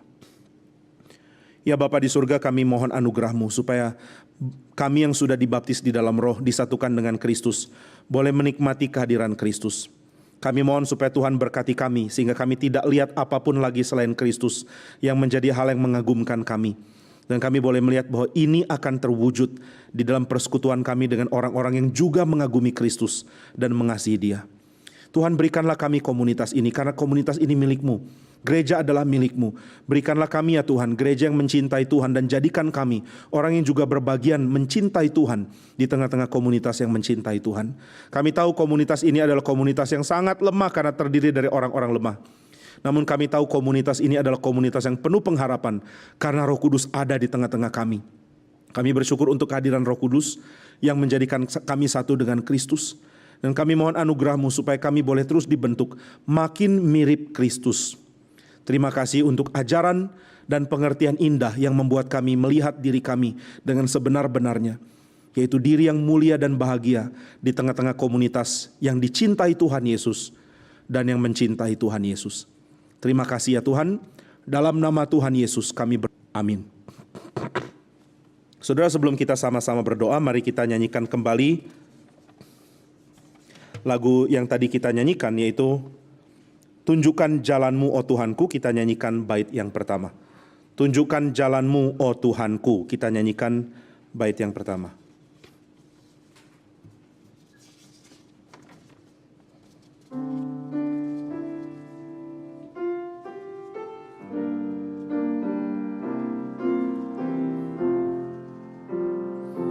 Tunjukkan jalan-Mu, oh Tuhanku. Mohon Kau pimpinku ke jalan-Mu, ke jalan yang lurus memandang Tuhanku. Terang sorga pimpinku ke jalan-Mu. Mari kita berdoa. Ya Bapa di surga, kami sungguh bersyukur karena kami terus ditunjukkan jalan oleh Tuhan kami. Kami mau belajar mencintai Tuhan, bukan diri kami. Kami mau belajar untuk mengagumi Kristus dan bukan apapun yang lain. Tuhan tolong kami supaya kami boleh benar-benar ada di dalam anugerah pimpinan Roh Kudus. Karena begitu banyak jalan dan cara setan mengambil kami. Kami mau menjalankan apa yang benar, tapi selalu akan ada versi dari setan untuk mengacaukan kami. Kami berusaha mencintai Tuhan, tapi terkadang kami menjadi sombong, merasa diri kami lebih cinta Tuhan dari orang lain, sehingga kami jatuh dalam jerat setan, merendahkan komunitas di mana kami berada. Tuhan, ini sering terjadi pada kami. Kami terus mengkritik gereja sebagai kumpulan orang-orang munafik, tapi kami tidak sadar bahwa itu adalah tanda kami masih dipengaruhi setan yang membuat kami tinggi hati. Kami lebih cinta Tuhan dari orang lain sehingga kami terganggu dengan keadaan orang lain yang tidak cinta Tuhan. Tuhan, kami tahu ini bukan dari Tuhan tapi dari setan. Sebab jika Tuhan yang memimpin kami tentu akan belajar bagaimana cinta Tuhan diberikan kepada orang-orang yang tidak layak, termasuk kepada kami. Kami bersyukur kalau kami terus diingatkan untuk ada di dalam jalan Tuhan. Tuhan, tolong kami mencintai Tuhan, dan makin kami mengagumi Tuhan dan mencintai Dia, makin kami hancur melihat diri kami yang bobrok dan penuh dosa. Dengan demikian kami pun belajar mencintai Tuhan dan mengekspresikannya dengan mencintai sesama kami.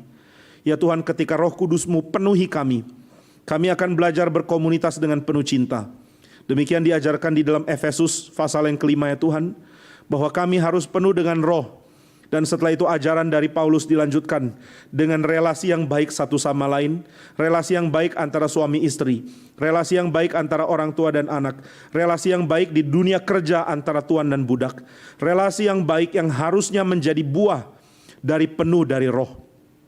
Kami bersyukur jika kami diberikan ajaran yang benar dari kitab suci. Tolong kami menikmati menghidupinya, bukan menikmati mengetahuinya. Tolong kami menikmati menjalaninya. Dan biarlah kami dengan hancur hati menunggu dipulihkan oleh Tuhan. Sehingga sukacita sejati terjadi bukan karena prestasi rohani kami, tapi sukacita sejati terjadi karena belas kasihan Tuhan membuat kami utuh kembali. Tuhan, biarlah komunitas Kristen di mana kami berada boleh kami nikmati, bukan dengan perasaan sombong, tapi dengan membawa belas kasihan dan cinta kasih Tuhan untuk dipraktekkan di tengah-tengahnya. Kami bersyukur karena kami punya gereja, sebuah komunitas untuk kami belajar dikasihi, sebuah komunitas untuk kami belajar mengasihi, sebuah komunitas untuk kami belajar menikmati cinta kasih Tuhan, sebuah komunitas di mana kami belajar mempraktekkan cinta kasih Tuhan, sebuah komunitas yang menikmati pengampunan Allah, dan sebuah komunitas yang belajar mempraktekkan pengampunan Allah. Kami sungguh bersyukur untuk semua ini. Tuhan yang sudah pimpin kami, biarlah Tuhan juga yang mendewasakan kami. Makin kami dewasa, makin kami menikmati satu dengan Kristus. Sebelumnya kami akan terus menikmati kecemaran dunia dan juga ego kami. Tetapi ketika kami dipertumbuhkan oleh Roh Kudus, kami akan makin menikmati menyerupai Kristus. Terima kasih untuk anugerah-Mu bagi kami. Dalam nama Tuhan Yesus kami berdoa. Amin. Saudara, saya mengajak kita buka suara berdoa. Kita mohon supaya Tuhan memberkati gereja Tuhan dengan firman yang makin mengosongkan kita dan mengisi kita dengan Kristus. Kita makin merendahkan diri kita dan makin mengagumi Kristus. Mari kita berdoa. Bapa di surga, kami mohon supaya gereja-Mu boleh terus dibimbing oleh Tuhan. Kami belajar untuk menikmati mengosongkan diri dan belajar menikmati dipenuhi oleh Roh Kudus untuk meninggikan Kristus. Kami belajar untuk tahu bagaimana indahnya hidup dengan menyangkal diri demi komunitas kami. Kami bersyukur untuk itu. Terima kasih untuk anugerah-Mu ya Tuhan. Pimpin kami supaya kami boleh bertumbuh di dalam gereja-Mu dengan cara yang benar, penuh dengan bahagia dan sukacita karena Tuhan. Dalam nama Tuhan Yesus kami berdoa. Mari kita doakan supaya gereja Tuhan juga belajar teladan dari Kristus, yaitu rela mengosongkan diri dan saling melayani satu sama lain. Mari kita berdoa. Bapa di surga, kami mohon supaya Tuhan juga yang tolong kami belajar dari Kristus, saling belajar mengosongkan diri dan melayani satu sama lain. Kami tahu tidak ada gunanya kami menjadi Kristen jika kami tidak mempraktekkan kehidupan yang belajar mirip Kristus. Kami ingin punya hidup yang hari demi hari terus bertumbuh. Kami boleh menikmati dipertumbuhkan oleh Tuhan makin menyerupai Kristus. Jangan biarkan kami puas dengan segala hal kosong, mungkin pengetahuan kami yang banyak, atau mungkin juga pengaruh kami yang besar, atau juga kekaguman orang terhadap kami. Biarlah itu semua menjadi sampah bagi kami. dan kerinduan untuk hidup mirip Kristus itu yang kami kagumi. Tolong ya Tuhan, dalam nama Tuhan Yesus kami berdoa. Amin. Mari kita terus doakan supaya gereja Tuhan menghargai pengorbanan, kerelaan melayani, ketekunan melayani, kerelaan berkorban lebih dari apapun. Ada orang-orang yang banyak uang yang rela kerjakan hal ini. Biar gereja menghargai bukan uang mereka, tapi cinta kasih mereka kepada Tuhan dan pelayanan mereka. Ada orang-orang yang tidak punya uang namun punya semangat yang sama. Biar gereja juga menghargai dengan penghargaan yang sama. Mari kita berdoa kepada Tuhan. Bapa di surga, tolong supaya gerejamu juga diajar terus oleh Tuhan untuk belajar menghargai orang seperti Tuhan menghargai orang-orang yang hidup bagi Tuhan. Biarlah kami menghargai orang-orang yang rindu melayani dan giat melakukannya dengan cara rela mengosongkan diri. Entah dia orang yang kaya ataupun dia orang miskin, ketika dia melakukannya dengan sungguh-sungguh di hadapan Tuhan, biar gereja menghargai. Kami bersyukur jika Tuhan melatih kami untuk merubah cara pandang kami terhadap manusia. Jika dulu kami lihat manusia terpisah dari Kristus, sehingga perlu disempurnakan dan diperindah dengan hal-hal duniawi. Sekarang kami melihat orang di dalam Kristus, dan kami sadar keindahan seseorang adalah ketika dia makin mirip Kristus. Ajar gerejamu menghargai ini, sehingga tidak ada lagi gereja salah mengangkat penatua-penatua hanya karena dia berpengaruh, atau hanya karena dia punya banyak uang, atau hanya karena dia punya banyak koneksi. Biarlah gereja mengangkat penatua-penatua karena cintanya kepada Tuhan dan cintanya kepada gereja. Entah dia orang kaya ataupun dia orang miskin. Biar gereja Tuhan belajar melihat orang dari cara Tuhan melihat. Sehingga kami tidak membenci orang karena iri hati, lihat orang lebih sukses atau lebih baik. Juga tidak menghina orang karena melihat dia lebih rendah atau lebih miskin. Tapi biarlah kami belajar untuk mengagumi Tuhan yang bekerja lewat diri orang-orang yang rela berkorban untuk gereja Tuhan. Kami bersyukur jika Tuhan izinkan kami menikmati melayani Tuhan bersama dengan orang-orang sedemikian. Biarlah lebih banyak orang-orang sedemikian Tuhan bangkitkan, dan kami boleh belajar terus rendah hati di hadapan Tuhan dan juga melayani Tuhan dengan tekun melalui kehadiran mereka. Di dalam nama Tuhan Yesus kami berdoa. Amin. Mari kita doakan supaya kerinduan kita satu, yaitu supaya gereja Tuhan menikmati kehadiran Kristus. Mari kita berdoa. Tuhan, kami mohon supaya gereja-gereja berjuang untuk satu kerinduan yang sama, yaitu supaya gereja boleh menikmati kehadiran Kristus. Kristus dipermuliakan, Kristus dinikmati dan diteladani di dalam kehidupan gereja. Kami mohon supaya ini menjadi hal yang mendorong kami untuk melayani, hal yang mendorong kami untuk belajar, hal yang mendorong kami untuk berjuang, dan hal yang mendorong kami untuk mengembangkan pekerjaan Tuhan.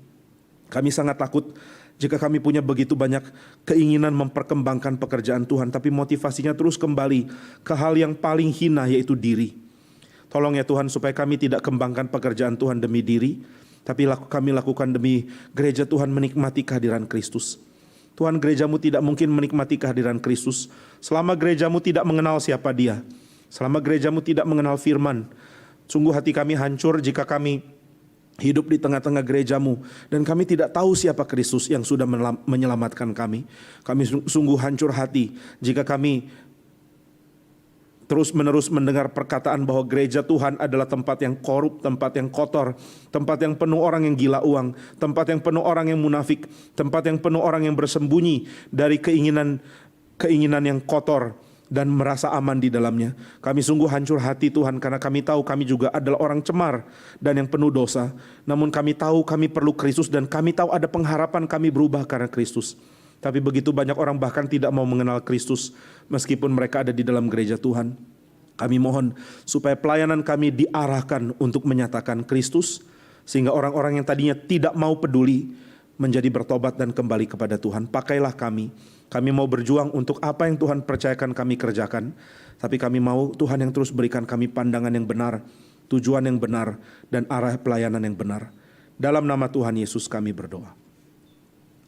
Mari kita doakan hamba-hamba Tuhan supaya setiap kali berkhotbah didorong oleh hati yang ingin meninggikan Kristus. Mari kita berdoa. Tuhan, kami juga rindu para hamba Tuhan melupakan dirinya, mengabaikan penerimaan, mengabaikan keamanan, mengabaikan bahaya bahkan demi satu hal, yaitu meninggikan Kristus. Kami sungguh rindu Tuhan yang memperlengkapi setiap hamba-hamba Tuhan, sehingga kuasa Tuhan benar-benar dicurahkan. Oleh karena setiap kali hamba-hamba Tuhan berdiri, dia tidak mempedulikan apapun selain meninggikan Kristus. Mungkin khotbahnya akan dianggap jahat oleh orang-orang yang disinggung. Mungkin orang-orang yang berkuasa akan menyingkirkan dia. Mungkin orang-orang akan menghancurkan dia.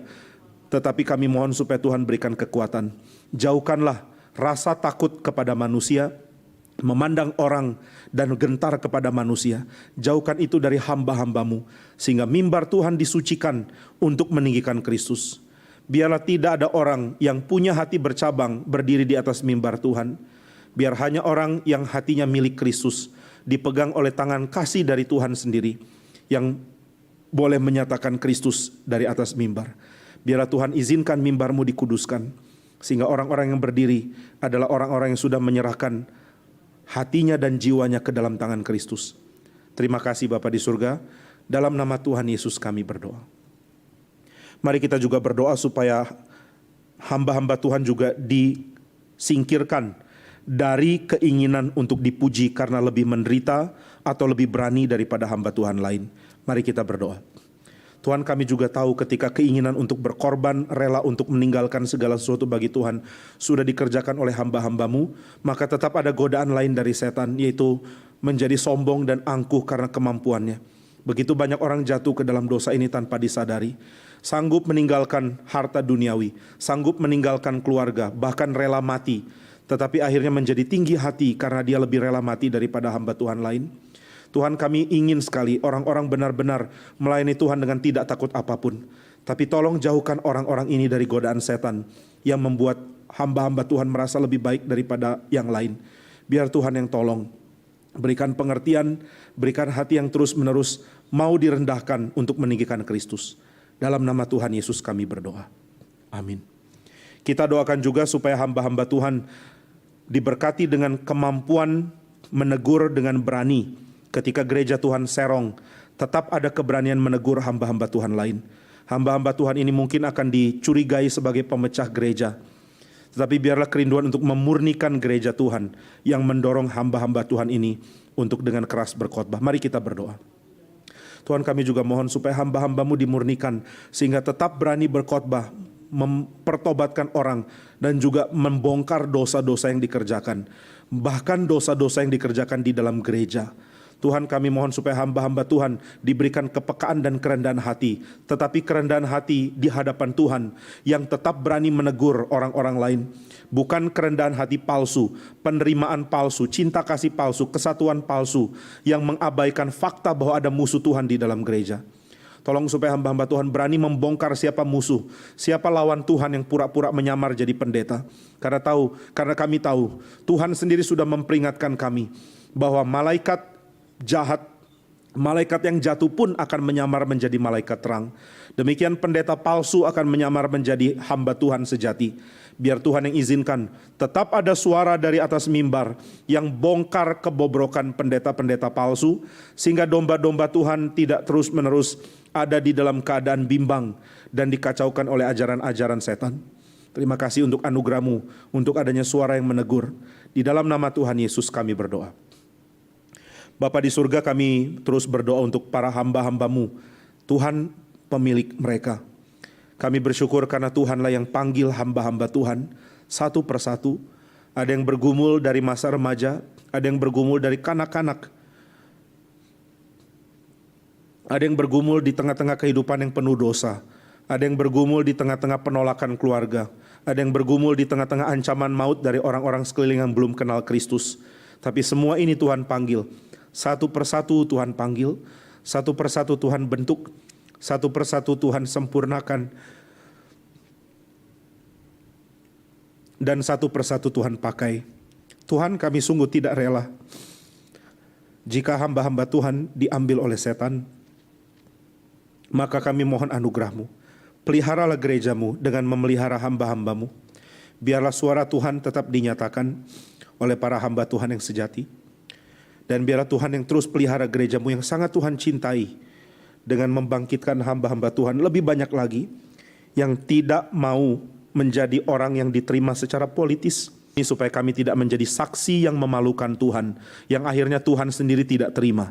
Biar kami boleh menjadi saksi yang memberitakan Injil dengan hidup dan perkataan kami, sehingga kuasa Tuhan nyata lewat apa yang kami saksikan dan lewat apa yang kami perbuat dalam hidup. Dalam nama Tuhan Yesus kami berdoa. Mari kita mohon supaya kecintaan kepada Kristus ada pada komunitas Kristen, sehingga ini menarik orang untuk beribadah. Biar gereja Tuhan tidak terus-menerus percaya hoax, percaya berita-berita bohong yang mengatakan gereja akan bertumbuh kalau musiknya dirubah. Gereja akan bertumbuh kalau khotbahnya lebih pendek. Gereja akan bertumbuh kalau orang melakukan ini atau itu. Biar kita tinggalkan semua hoax palsu dan menyadari apa yang firman Tuhan katakan, yaitu jika kita menghidupi kehidupan Kristen dengan saling mengasihi dan hidup kudus, maka tarikan orang untuk jadi Kristen akan ada. Mari kita berdoa. Bapa di surga, tolong supaya gereja Tuhan tidak terus-menerus ditipu untuk merubah ibadah, merubah cara khotbah, merubah penampilan pendeta, merubah cara konten khotbah menjadi lebih lucu dan lain-lain, sehingga lebih banyak orang datang. Tuhan, kami tidak mau mengundang kambing datang untuk beribadah kepada gembala sejati. Kami ingin mengundang orang-orang yang dipilih oleh Tuhan untuk menjadi domba-domba yang mengasihi Tuhan karena digembalai oleh Tuhan. Itu sebabnya biarlah tarikan orang untuk datang beribadah, bukan pada hal-hal artificial seperti yang dipikirkan, tapi biarlah itu ada pada komunitas yang benar-benar memperhatikan hidup kudus, hidup benar, hidup suci, hidup mengasihi. Dan biarlah tarikan ini menjadi tarikan yang membuat gereja Tuhan terus bertumbuh. Kami sungguh rindu setelah pandemi ini berakhir, kami boleh lihat pemandangan perubahan yang Tuhan berikan. Gereja tidak lagi menjangkau orang-orang dengan cara salah dan palsu dan artificial. Gereja mulai menjangkau dengan natural, dengan kehidupan yang benar-benar disenangi. Terima kasih ya Tuhan, dalam nama Tuhan Yesus kami berdoa. Ya Bapa di surga, kami bersyukur sebab Engkaulah pemilik gerejamu dan Engkau tidak mungkin membiarkan gerejamu habis di bumi ini. Begitu banyak cara dilakukan setan untuk menghabisi umatmu. Kejahatan dari pemimpin-pemimpin politik yang kejam, menghancurkan orang Kristen, menyiksa, menindas, semua sudah diatasi oleh karena ketekunan Kristus di dalam diri orang-orang suci. Ajaran palsu dan juga pendeta palsu terus-menerus membombardir gereja. Tapi Tuhan tetap pelihara gereja Tuhan. Kami bersyukur untuk pemeliharaanmu. Tuhan izinkan kami juga menikmati pemeliharaan itu di tengah-tengah komunitas kami. Sehingga kami bukan menjadi orang yang menikmati komunitas yang diberkati di tempat jauh. Tapi gereja kami sendiri penuh dengan kepalsuan, kemunafikan, ajaran yang sembarangan, dan juga Kristus tidak lagi dinyatakan. Kami mohon, kami boleh berbagian di dalam gereja yang benar-benar mencintai Tuhan. Terima kasih Bapa di surga, dalam nama Tuhan Yesus kami berdoa. Amin. Mari kita nyanyikan ayat yang ketiga, bait yang ketiga dari lagu Tunjukkan Jalanmu, O Tuhanku. Saat awan gelap ku takutlah. Mari kita nyanyikan bait ketiga.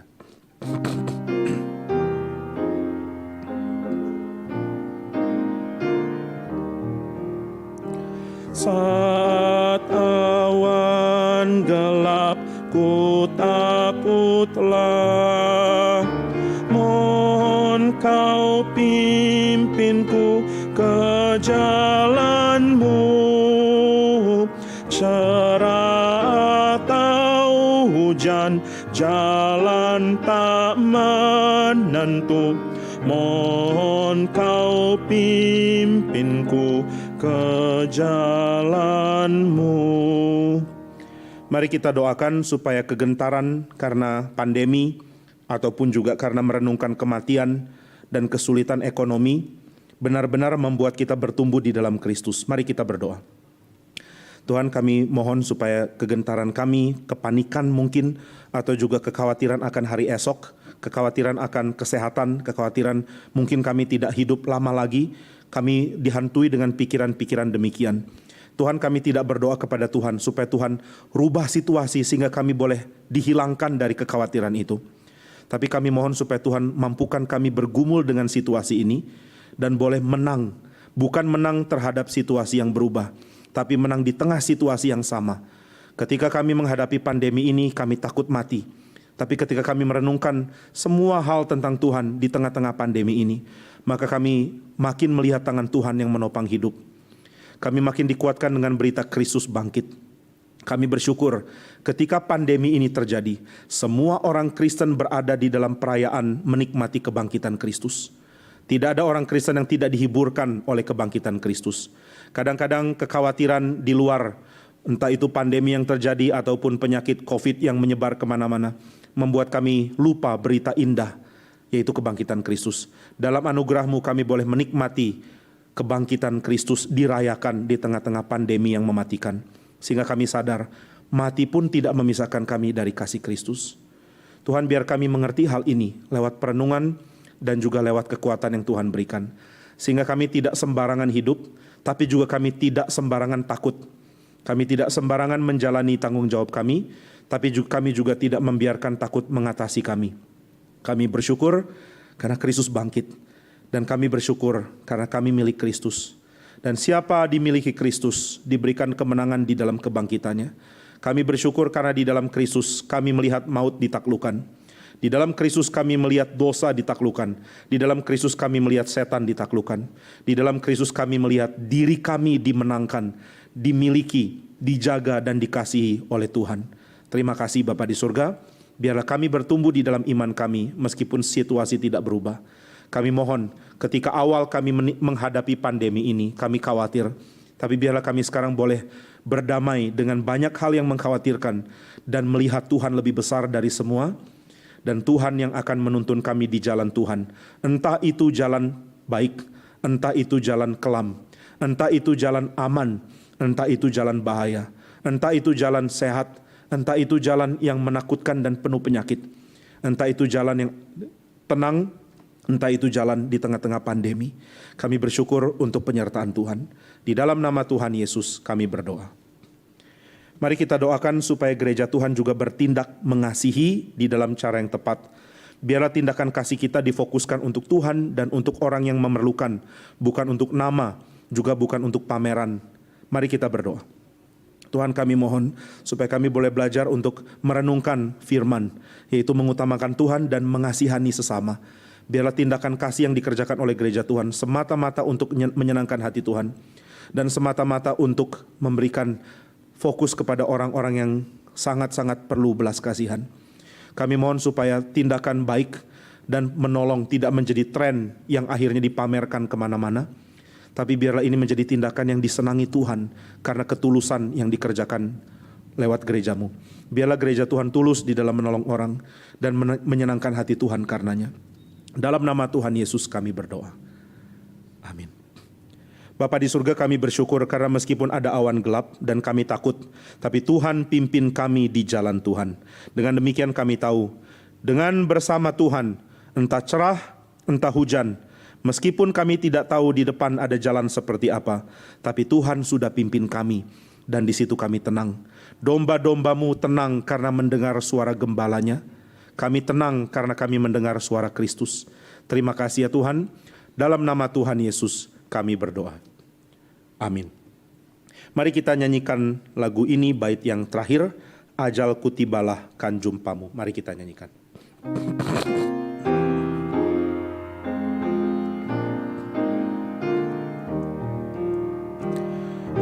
Ajalku tibalah kan jumpamu, tetap kau pimpinku ke jalanmu, sampai hidup usai mahkota menunggu.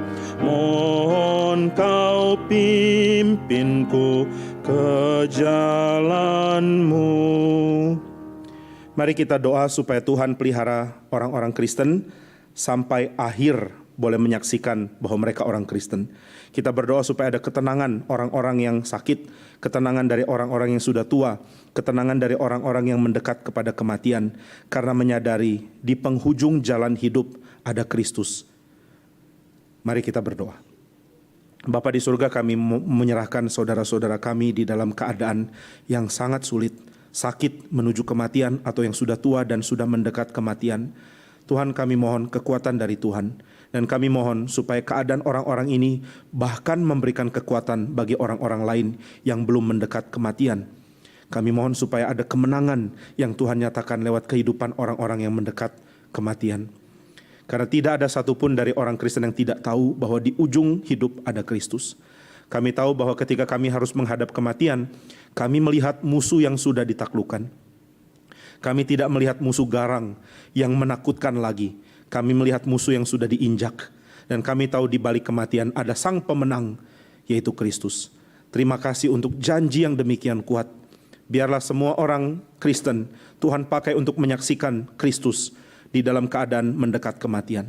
Kami mohon anugerah Tuhan, dan ketika kami ada di dalam titik itu, Tuhan juga pakai kami, sehingga kami menjadi orang-orang yang menyaksikan bahwa di ujung hidup ada Kristus, bukan kematian. Kematian sementara menangkap kami, tapi kematian sudah diinjak dan ditaklukkan. Kristus yang bangkit adalah yang menanti kami di ujung hidup kami. Terima kasih Bapa di surga. Dalam nama Tuhan Yesus kami berdoa.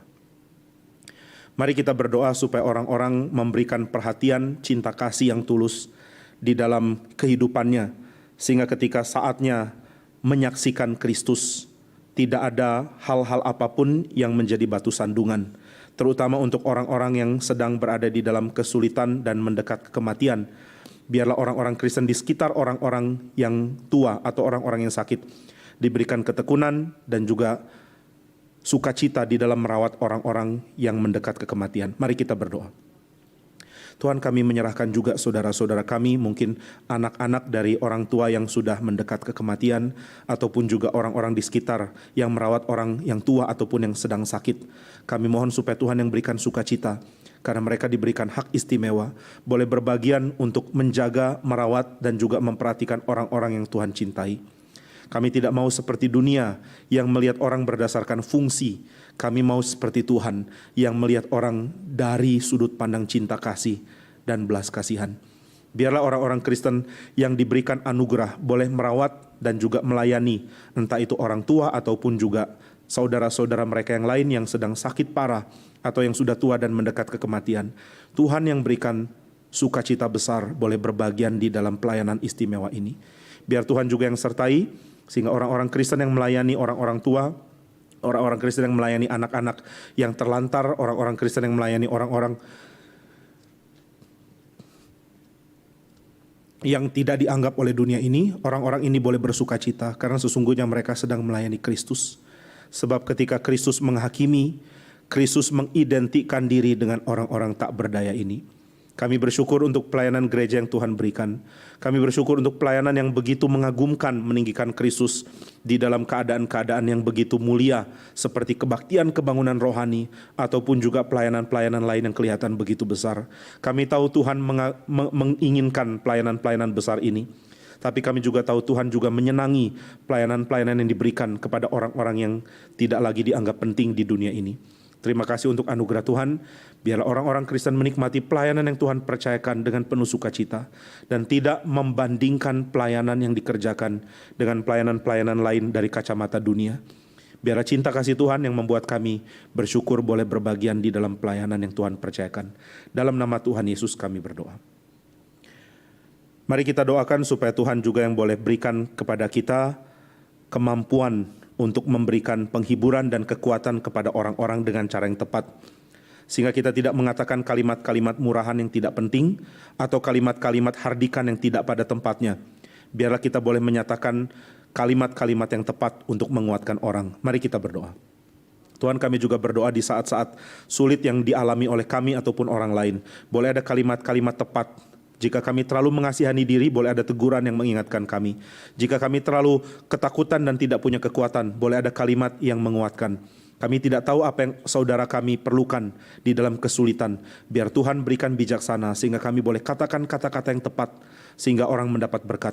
Kadang-kadang kata-kata yang tepat bukan hanya kalimat menguatkan. Kadang-kadang ada kalimat teguran keras, kalimat yang sepertinya keras dan tidak pada tempatnya, namun yang Tuhan pakai untuk menguatkan orang. Berikan kami kepekaan dan bijaksana ini. Karena kami tidak mempunyainya dalam diri kami sendiri, maka kami memohonkan kepada Roh Kudus untuk memberikan kemungkinan untuk berkata-kata dengan benar, memberikan kekuatan kepada saudara-saudara kami. Biarlah Tuhan pakai kehidupan Kristen kami di dalam setiap apa yang kami kerjakan dan katakan, supaya pekerjaan kami dan perkataan kami selalu tepat di dalam rencana Tuhan, dan kami boleh menjadi berkat. Kami tahu bahwa kebaikan hati tidak cukup, karena kadang-kadang kami bertindak salah, berbicara teledor, mengambil keputusan yang salah. Kiranya Tuhan yang pakai kami, sehingga kami berserah kepada Tuhan, sehingga jalan dan pimpinan Tuhan yang membuat kami dipakai oleh Tuhan menjadi berkat bagi orang lain. Terima kasih Bapa di surga. Dalam nama Tuhan Yesus kami berdoa dan bersyukur. Amin. Saudara sekalian, mari kita nyanyikan lagu Yang Diperbuat Allahku. Kita nyanyikan bait yang pertama saja. Yang Diperbuat Allahku, bait yang pertama saja. Setelah itu saya minta Vikaris Dewi menutup kita dalam doa.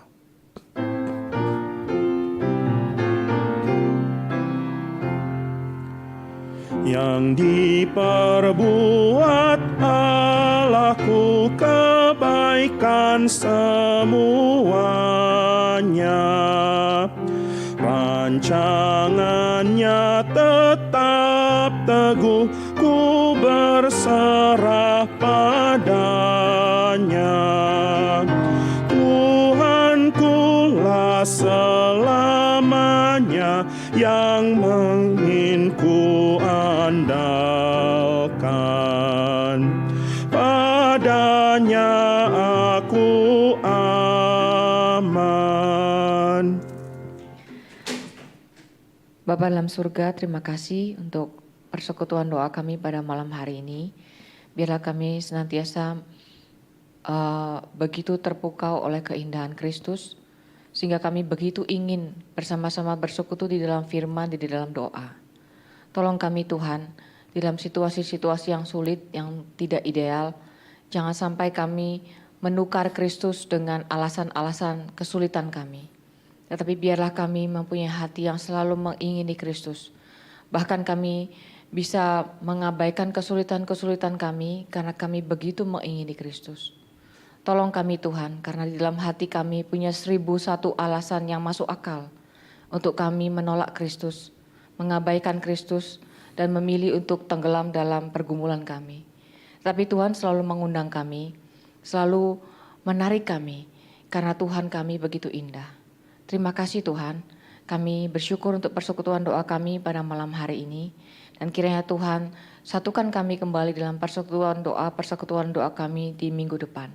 Terima kasih Tuhan. Dalam nama Tuhan Yesus kami berdoa dan kami mengucap syukur. Amin. Amin. Persekutuan doa kita selesai. Selamat malam, Tuhan memberkati saudara sekalian.